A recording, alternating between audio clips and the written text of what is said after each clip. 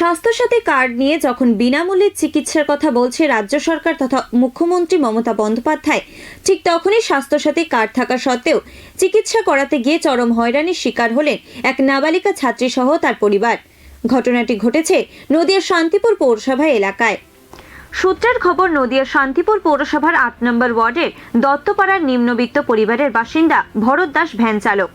সপ্তম শ্রেণীর নাবালিকা মেয়ের শারীরিক অসুস্থতার কারণে তাকে শান্তিপুর স্টেট জেনারেল হাসপাতালে ভর্তি করানো হয়।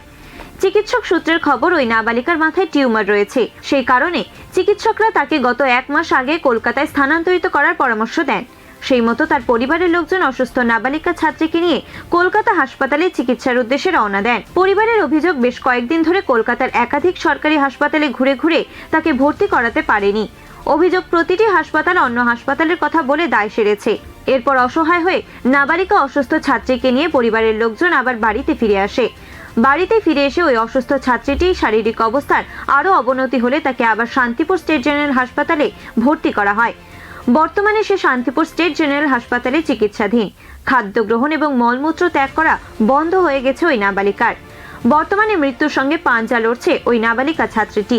অভিযোগ উঠেছে, যেখানে মুখ্যমন্ত্রী প্রতিটি সভায় বারবার চিকিৎসা নিয়ে সরব হচ্ছেন এবং স্বাস্থ্যসাথী কার্ডের বিনিময়ে বিনা পয়সায় চিকিৎসার কথা বলছেন, সেখানে স্বাস্থ্যসাথী কার্ড থাকা সত্ত্বেও কেন হয়রানি হতে হচ্ছে?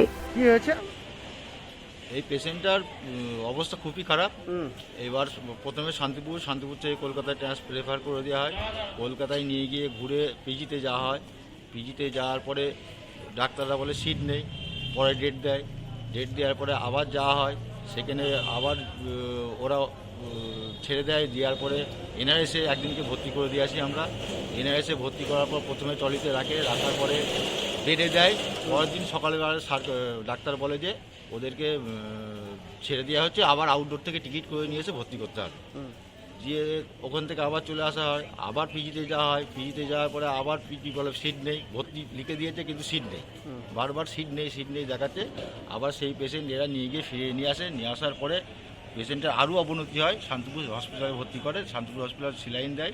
পরশুদিনকে ভর্তি করার পরে এখন শান্তিপুর হসপিটাল রেফার করে দিয়েছে। এবার এই সমস্ত জায়গায় ভর্তি হতে পারছে না কেন? মেয়েটার কি অবস্থা? মেয়েটার বলতে একবার রিপোর্টের সম্বন্ধে তো আমরা বলতে ডাক্তাররা দেখে মানে চমকে যাচ্ছে, বলছে এইটা পেশেন্ট, কিন্তু রিপোর্টের সম্বন্ধে তো আমরা অত পরবর্তীকালে জানতে পারলাম যে মেয়েটার মাথায় 3টে টিউমার আছে। আচ্ছা, এইটাই আমি জানতে পারলাম।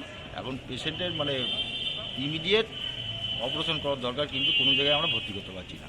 ওদের স্বাস্থ্যসাথীর কার্ড আছে? স্বাস্থ্যসাথী কার্ড আছে, তারপরেও ভর্তি হতে পারছে না? তারপরেও ভর্তি করতে পারছি না। এই সমস্যাটা কেন হচ্ছে, কি কারণ? সেটা বলতে পারবো না। আমরা যাচ্ছি, ডাক্তার ভর্তি লিখে দিচ্ছে, দিয়ে বলছে সিট নেই, বলছে আপনারা দেখে আসেন, সিট নেই। নদিয়া থেকে মলয়দের রিপোর্ট, দৈনন্দিন।